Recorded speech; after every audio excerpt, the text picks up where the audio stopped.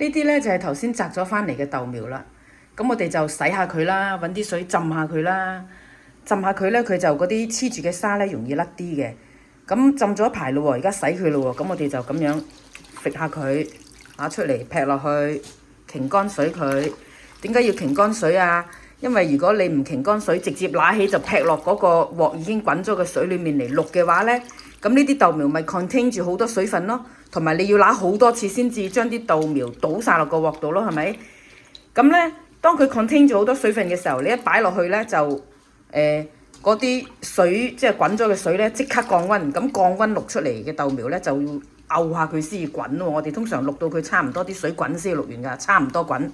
咁所以呢，咁你漚出嚟時渌熟佢嗰啲豆苗呢，就係冇咁好食㗎。所以我哋就一般傾向都係會擎乾水佢，擺個篩度擎下水佢嘅。咁呢，洗豆苗呢，我哋嘅洗法呢，就係我哋洗完之後呢，睇下嗰個盤啊，zoom 睇清楚個底有冇沙。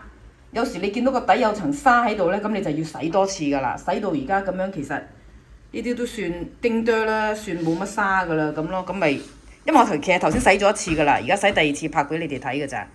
咁所以呢，咁啊 OK 啦，我即係總共呢，就係做咗2次呢個動作嘅。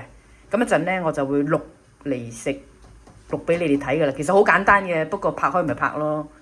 OK，明白啦嗬，拜拜。